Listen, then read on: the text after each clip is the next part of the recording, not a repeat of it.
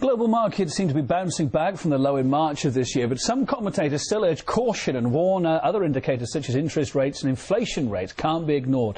Let's catch up with RT's Dina Grusovsky in Washington studio for us this morning. Dina, what is in your Washington crystal ball about this then today? Doom or gloom, or indeed reasons to be cheerful? You know, we've seen some positive economic indicators over the past few months, but is it a case of don't get too optimistic too soon, do you think?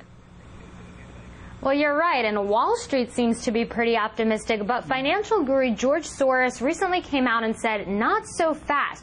He thinks there's going to be another dip in the stock market, and he says he doesn't really see how the U.S. economy can grow right now. Now, of course, he's not the only one with that opinion. Someone like Gerald Celente has been predicting this all along. He joins me today. Mr. Celente, thank you so much for speaking with me. So, George Soros, widely respected in the financial world, he's saying that things are going to get worse before they get better. Do you agree with this? And if so, what should we expect in the next few months?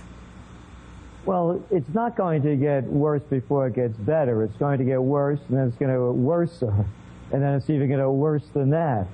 And there's no reason why it should improve. And George Soros is stepping up because he understands what's going on. Where he is wrong, however, he's saying that it's a false pretense, that's his word, that the markets are self-correcting. And they are self-correcting. What's happened is the markets have been hijacked. They've been perverted by bankster investment banks, by corporate book cookers, by Wall Street con men.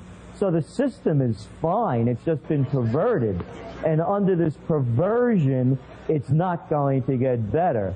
So we're going to look at more dollar dumping, and they're talking about it, of course, being a boon to U.S. exports with a cheaper dollar. That's only going to be marginal.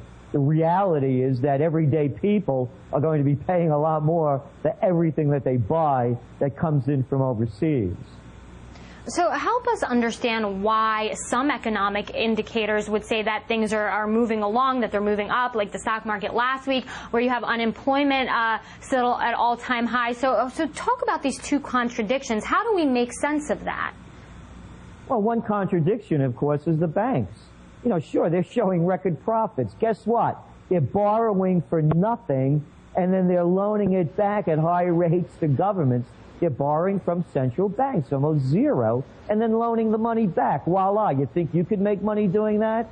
And then, of course, the corporations, there are some high profits coming in, but let's really look behind the numbers at most of them. And that is, they're cutting back production, they're cutting costs, they're cutting workforces, and then they're saying, hey, listen, our profits are better than everybody thought they were. So, yes, there are some bright lights, but most of it's profits at the very high cost of lowering production, cutting costs, and cutting jobs. Well, one thing that they don't seem to be cutting salaries for the CEOs. Again, we hear about these bailouts, about these bonuses, people once again outraged. I mean, is this a case where they didn't learn from the first time, and how does this keep happening? Well, it's not that they didn't learn. You know, Wall Street is hijacked Washington. Just look at who the players are. Under George Bush, you had Henry the Don Paulson, the former CEO of Goldman Sachs, running the Treasury. And now you have Timothy Geithner, the former president of the New York Federal Exchange Bank, Reserve Bank, excuse me. And he has the keys to the Treasury. Look what went on. President Obama comes out and he tells the people, the people that are collecting Social Security, that there won't be a cost of living increase, so he's going to give everybody $250. It adds up to $13 billion out of the Treasury. They gave Goldman Sachs $13 billion just to cover their bad bets from AIG. Wall Street has hijacked Washington. I mean, how could anybody deny the facts? Look who's in the Obama team. They come from Citigroup. They come from Goldman Sachs. It's the banks. The banks are running the country. It's the greatest bank robbery, by the way, in American history. But the banks are doing the robbing. Mr. Celente, I want to thank you again, as always, for your analysis.